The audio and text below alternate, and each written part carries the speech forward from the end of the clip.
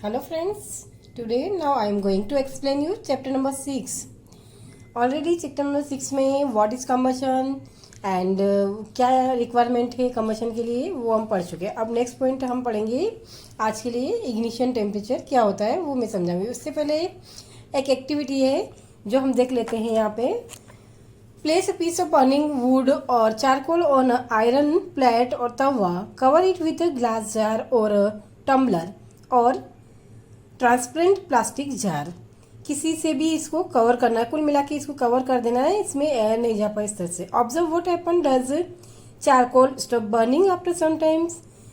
आप क्या देखेंगे, क्या ये बर्निंग कुछ समय के बाद बंद हो जाती है चारकोल की. Can you think of the reason why it's stop burning. तो यह जलना क्यों बंद हो जाता है, इसका रीजन क्या है. तो यहाँ पे रीजन नॉर्मली वही रीजन है कि एयर का प्रेजेंट होना जरूरी है, अदरवाइज कोई भी चीज बंद नहीं होगी. You might have heard that when the clothes of a person catch fire द person is covered with a blanket to extinguish fire.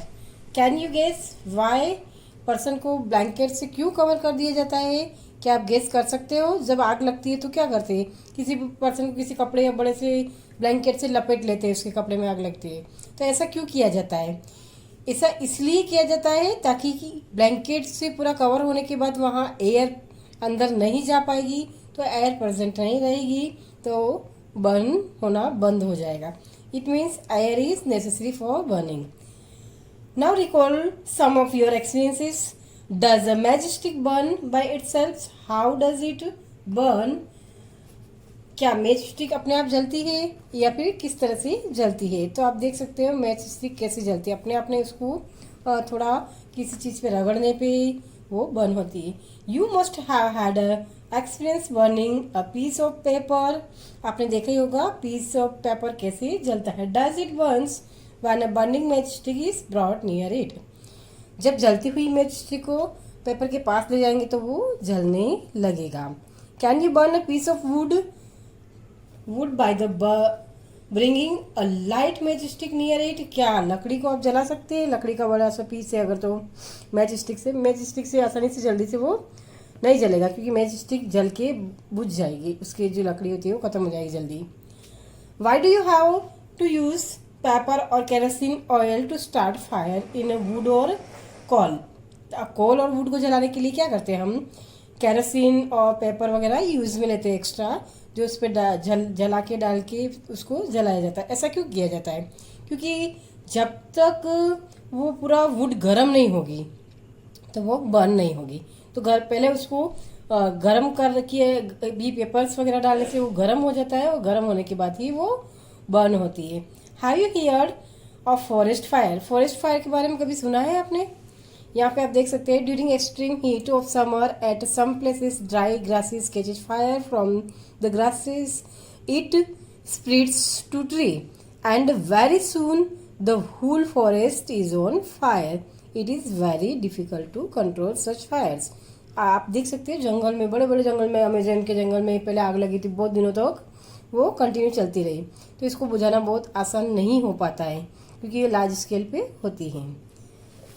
अब यहाँ देख सकते हैं do these experiences tell you that different substances catch fire at different temperature.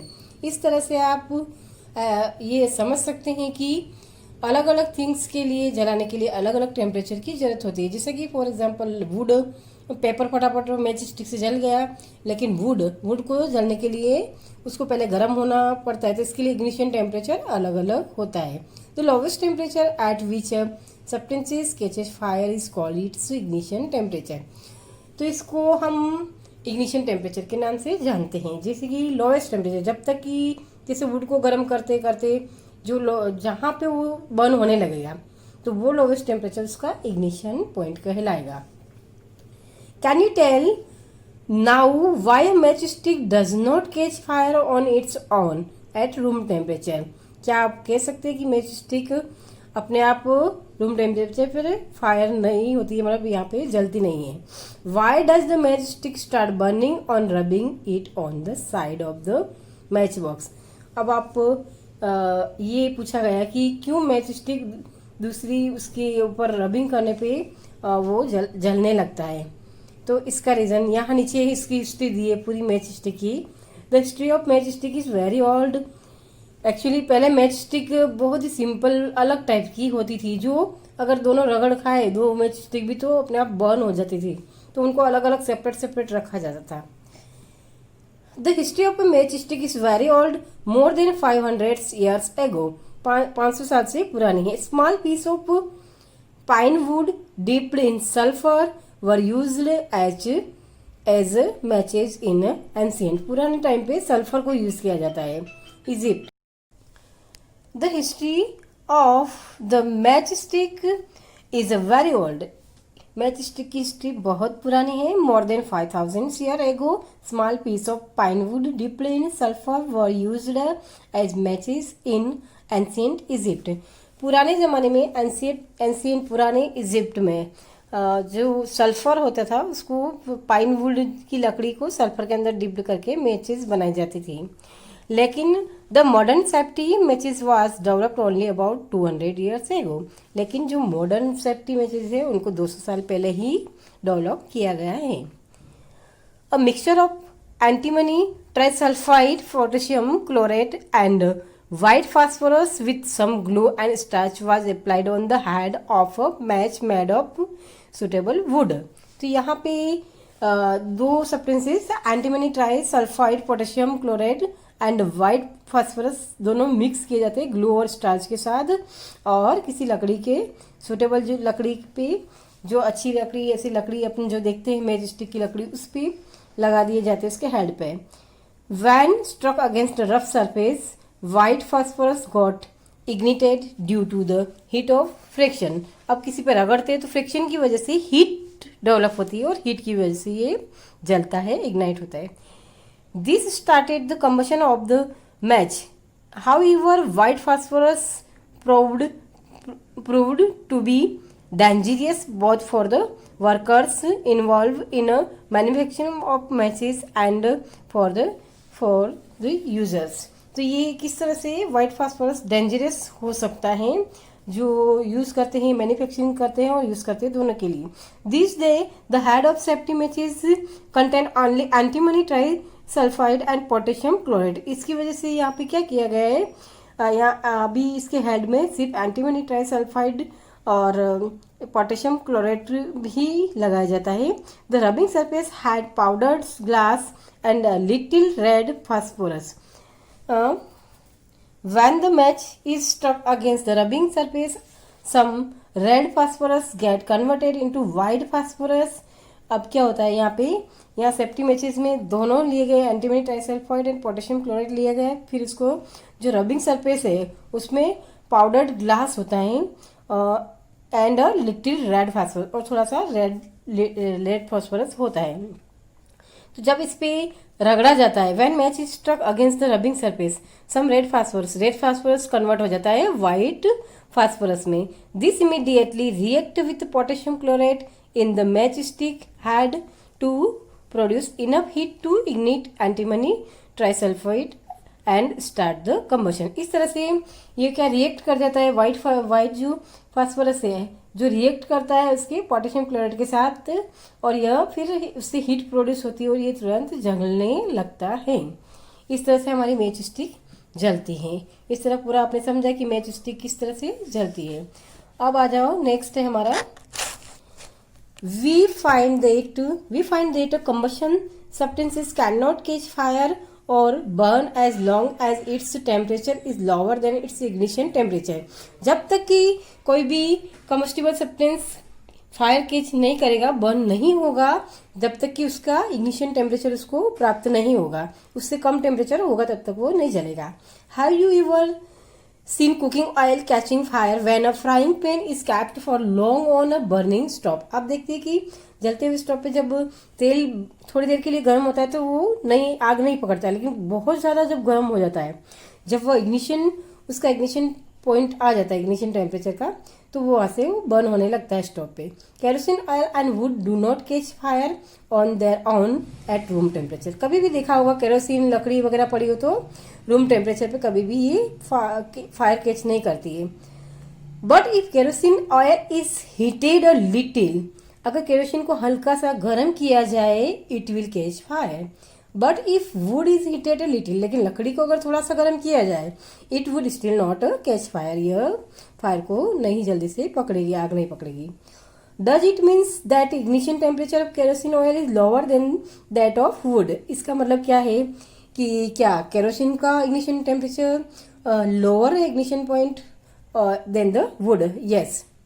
Does it means that we need to take special care in the storing kerosene oil? इसका मतलब ये है कि अगर इसका लो है इग्निशन टेम्परेचर तो अपने को क्या करना है, इसको किसी सेफ जगह पे इसको सुरक्षित रखना है जिससे वो आग नहीं पकड़े, हीट वाली जगह पे ज़्यादा नहीं रखना है।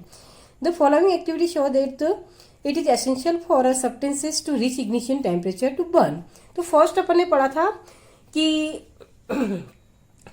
पढ़ा था कि एयर में ऑक्सीजन होना जरूरी है। फिर सेकंड है यहाँ पे इग्निशन टेम्परेचर उसको मिलना जरूरी है किसी भी सब्सटेंस को बर्न होने के लिए। जब तक उसका इग्निशन पॉइंट से वो बिलो रहेगा, ठंडा रहेगा या उसका टेम्परेचर कम रहेगा, वो हीट उसको पर्याप्त मात्रा में पर्याप्त नहीं मिलेगी तो वो बर्न नहीं होगा। तो आप समझ सकते हैं दो कंडीशन जरूरी है, first is air and second is ignition temperature. Air के अंदर ऑक्सीजन और दूसरा इग्निशन टेम्परेचर। अब यहाँ पे एक एक्टिविटी की गई है, बहुत ही अच्छी एक्टिविटी है, यहाँ पे देख सकते हैं। मैक 2 पेपर्स कप, यहाँ पे 2 पेपर कप बनाना है by folding a seat of paper. Paper की सीट फोल्ड करके इस तरह से आपको 2 पेपर कप बनाने हैं। Pure about 50 ml of water in one of the cup. अब इसमें क्या करना है, एक में 50 ml पानी आपको भरना है उसमें। Heat both the cup separately with candle, अलग अलग दोनों, जैसे कि आप फिगर में देख सकते हो 6.5 में कि आप इसमें देखो पानी भरा हुआ है 50 ml। उसके बाद इसको कैंडल पे ऐसे इस तरह से रखना है और गर्म करना है। दूसरे को आप देखो बिना पानी के आपको गर्म करना है, तो क्या होगा आप ऑब्जर्व कर सकते हो इसको। What happens to the empty paper cup and what's happen to the paper cups with water. Water वाले और एम्प्टी कप के साथ क्या हुआ, does water in this cup become hot, क्या पानी गर्म हुआ है इस कप में।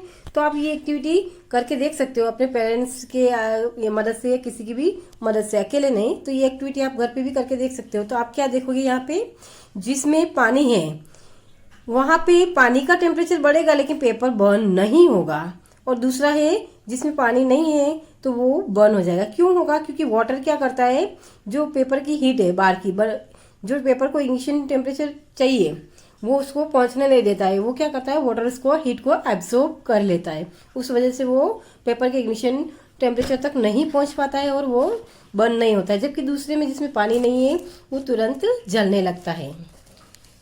If we continue heating the cups we can even boil water in the paper cup. अगर कंटिन्यू अपन जो पानी है जिसमें, तो हम उसको बॉयल भी कर सकते हैं वाटर को। Can you think an explanation for this phenomena, क्या आप इसको एक्सप्लेन कर सकते हो, सोच सकते हो। जैसा कि मैंने बताया अभी आपको कि वो किस वजह से होता है, क्योंकि वो टेम्परेचर को ट्रांसफर कर देता है पानी के अंदर पेपर, तो पेपर गर्म नहीं हो पाता है पूरी तरह से, इस वजह से वो जलता नहीं है। The heat supplied to the paper cup is transfer to water by conduction. Conduction की वजह से वहां पे जो कंडक्शन मेथड अपन पहले पढ़ चुके हैं। So in the presence of water the ignition temperature of paper is not reaches hence it does not burn। इस वजह से, क्योंकि उसका इग्निशन टेम्परेचर नहीं पहुंच पाता है पेपर का, इस वजह से वो बर्न नहीं होता है। The substances which have very low ignition temperature and can easily catch fire with the flame are called inflammable substances. जैसा कि अभी पेपर देख सकते हो आप, दूसरी कैंडल पे आसानी से जल गया, तो इनको हम बोलते हैं इन्फ्लामेबल सब्सटेंसेस, जो आराम से फायर को कैच कर जाते हैं बहुत ही लो टेम्परेचर पर भी, वे लो इग्निशन टेम्परेचर पे। Example of inflammable substances are petrol, alcohol, liquefied petroleum, जिसको एलपीजी गैस भी आप बोलते हो। Can you list some more inflammable substances. इसके अलावा बहुत सारे एग्जाम्पल है जो आप दे सकते हैं इन्फ्लामेबल सब्सटेंसेस के, जैसे कि केरोसिन वगैरह भी है इसमें, तो ये कम टेम्परेचर पे तुरंत जलने लगते हैं। तो इनको हम सबको इन्फ्लामेबल। और जो बहुत ज़्यादा हीट देने पर नहीं जलते हैं बहुत सारी चीज़ें, तो ऐसी भी है जो फट से नहीं जलती। तो अभी नेक्स्ट यहाँ पे हमने समझा था इग्निशन, एयर जरूरी होती है बर्न होने के लिए किसी भी थिंग्स को, इग्नाइट होने के लिए। फिर सेकंड यहाँ पे कंडीशन थी कि इसका इग्निशन टेम्परेचर तक, किसी भी सब्सटेंस को बर्न होने के लिए उसके इग्निशन टेम्परेचर तक पहुंचना जरूरी है। और तीसरा आपने एक पॉइंट पढ़ा यहाँ, जो सब्सटेंस का लो इग्निशन टेम्परेचर होता है उनको हम इन्फ्लामेबल सब्सटेंसेस बोलते हैं। तो आज के लिए इतना ही। कल मैं आपको पढ़ाऊंगी how do we control fire, fire को किस तरह से कंट्रोल किया जाता है। Goodbye, have a nice day.